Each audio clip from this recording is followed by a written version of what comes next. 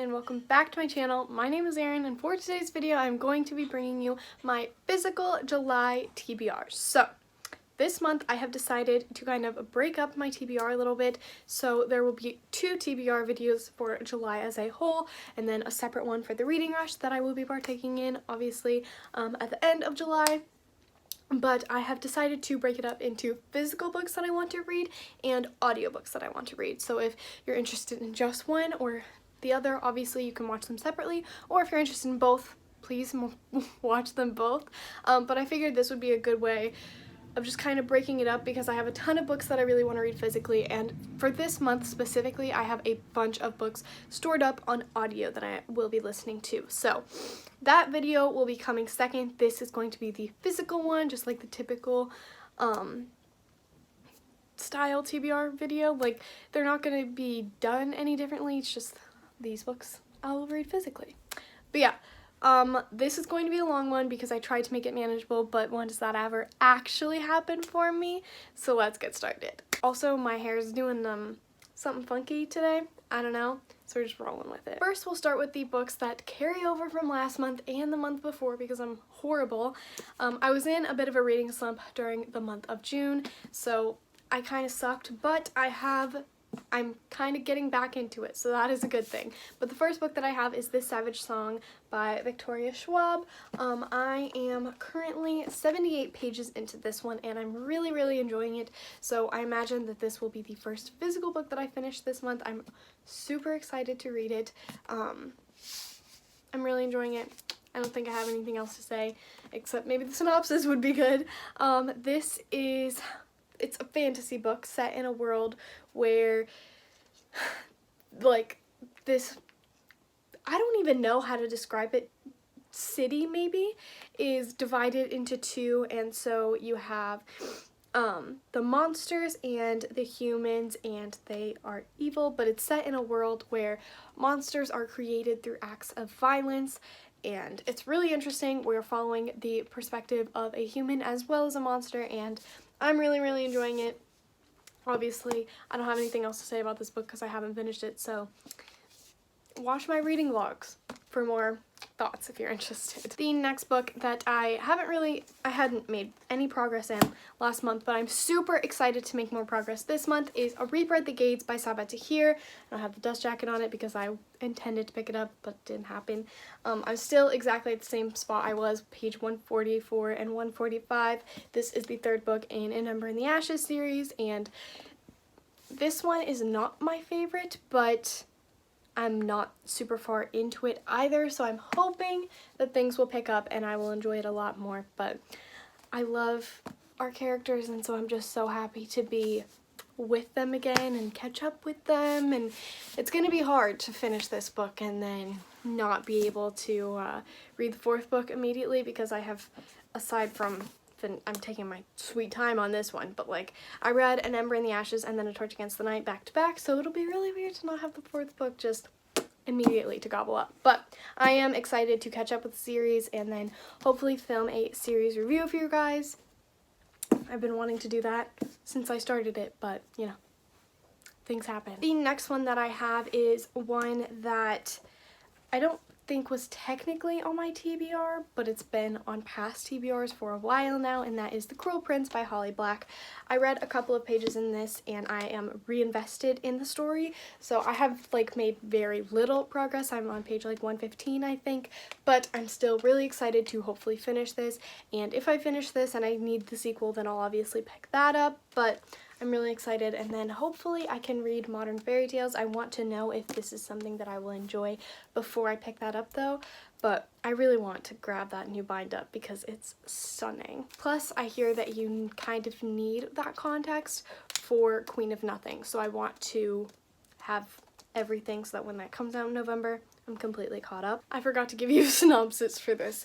This is about a girl who is human, and her twin sister, and her older half-sister are whisked away into the land of fairy after they watch their parents be brutally murdered, and in this world, fairies are not the nice ones, and so she's trying to like outsmart them, but she can't because they're just like supreme beings who are infinitely better at just about everything except lying, and they're really, really cruel, and obviously. So I am really enjoying this one, and I'm hoping to love it because I've seen pretty mixed reviews, but I'm hoping that I will be one of the people who's like a diehard fan. The next one I literally didn't make any progress on last month, and I am so disappointed. Like, I never even picked it up once, and that is Finale by Stephanie Garber. You guys were so excited for me to read this, and I feel like I've let you down.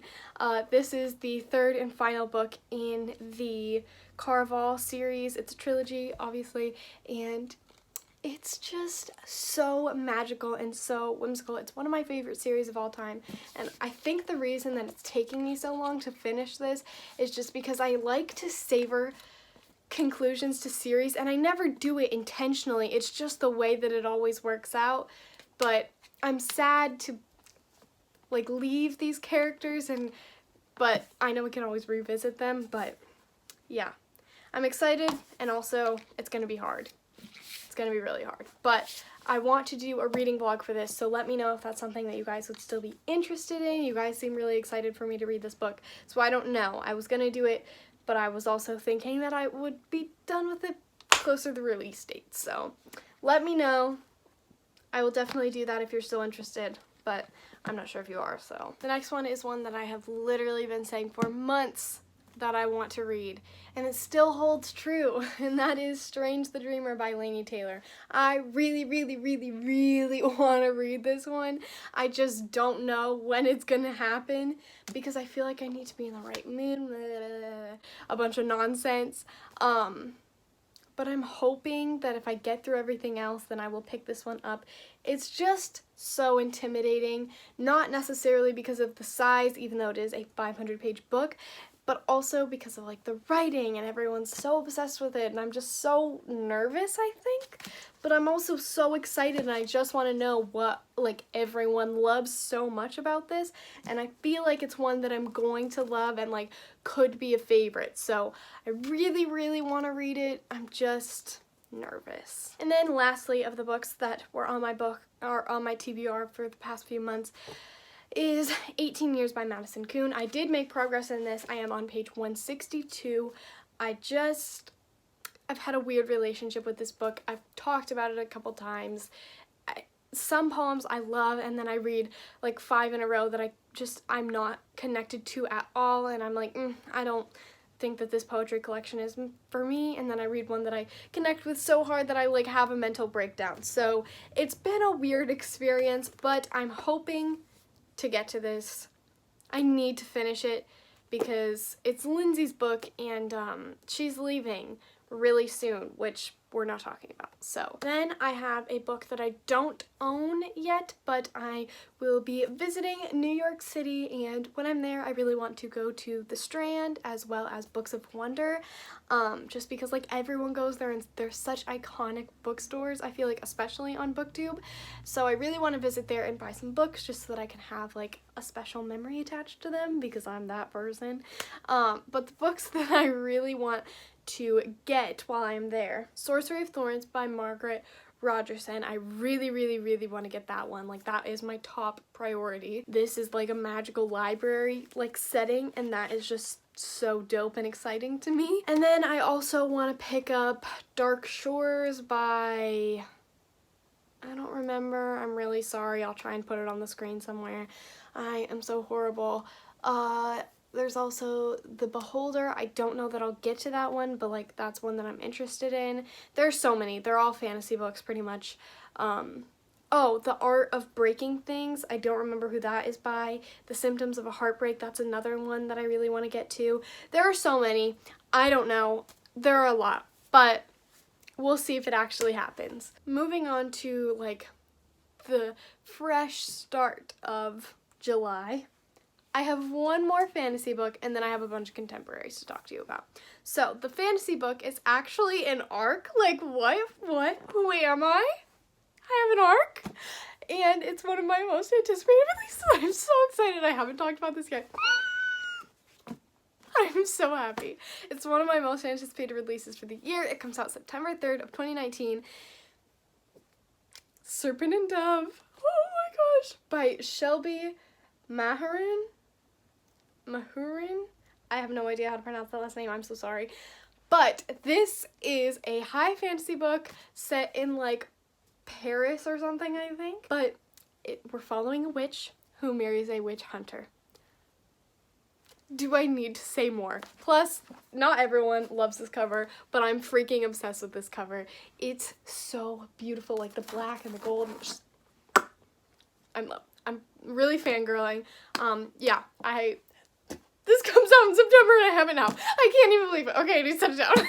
I'm really sorry. I was really annoying about that, but I'm genuinely so excited. I woke my dog up because I'm sorry to both you and to her. Okay, one more fantasy book. I lied. This is a newer release that I have seen everywhere. Everyone really wants to read it, and that is Wicked Fox by Kat Cho.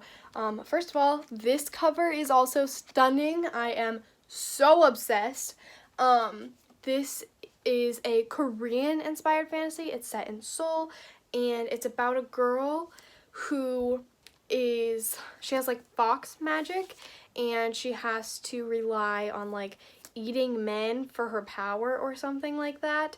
And then one day she saves a boy and that compromises it. She loses her fox speed, and they have to like go on a quest to get it back. And then at the end, something happens where like she doesn't know if she'll be able to become a fox again because she's compromised it, and she has to choose between her Guillermo or this boy that she's saved. And it just sounds so freaking interesting. It's the first book in a series, and I'm so excited. I remembered another new release that comes out this month that I'm so freaking excited for, and that is Spin the Dawn by, I think, Elizabeth Lim.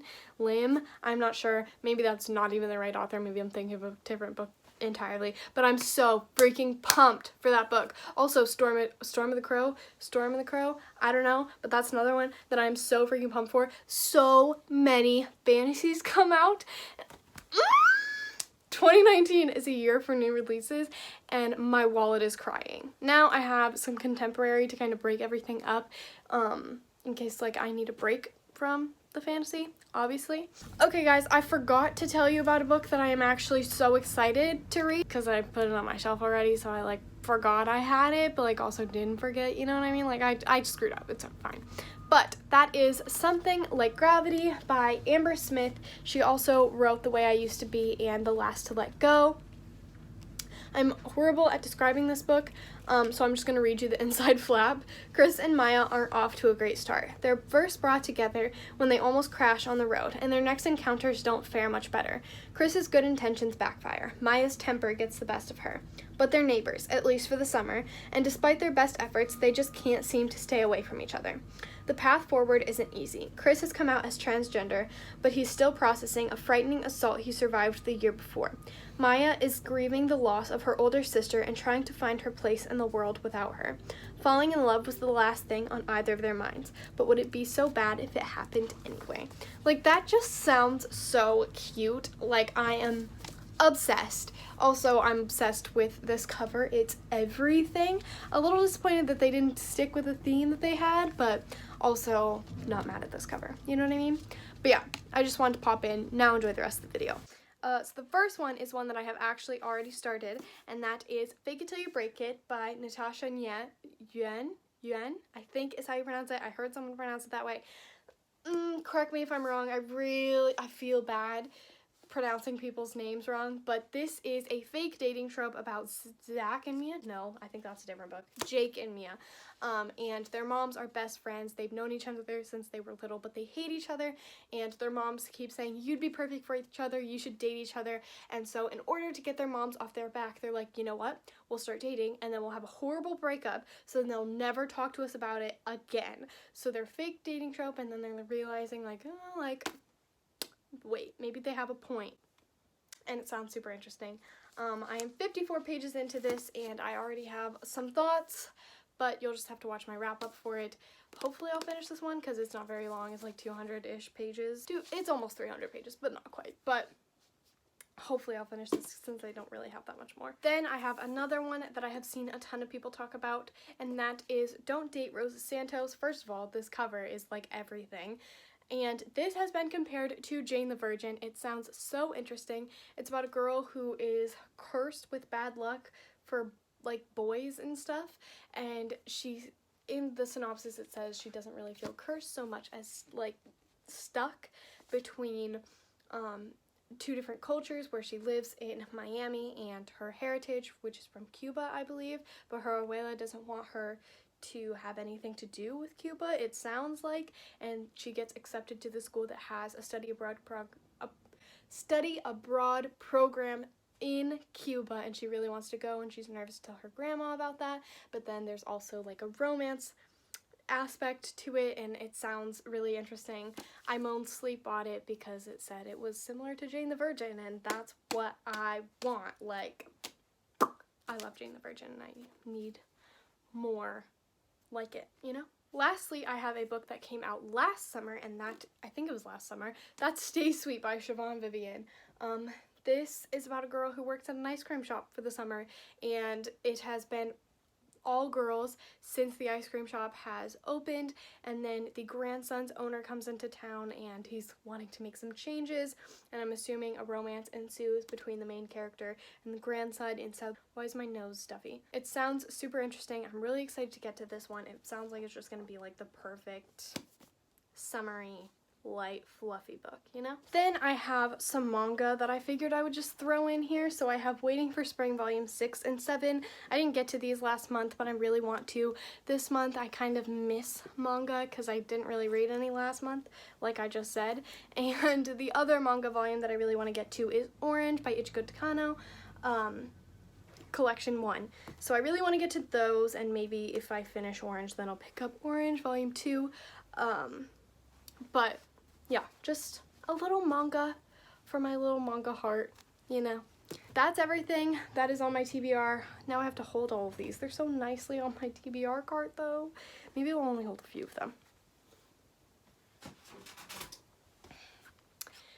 I tried to make this manageable, but like I also have a ton of audiobooks that I really want to get to. So we'll see if manageable is this. I don't think it is. I don't think that I'll actually get to all of these, but these are what I'm in the mood to read, and so I'll probably pick from all of these. But that's everything for this video. I really hope that you guys enjoyed. I know I picked way too many books for the month of July, especially because I'm going to be traveling. Like, who do I think I am? I am stupid. Plus, there's the the reading rush. And none of these are for the reading rush. Like, it's fine, I'm fine.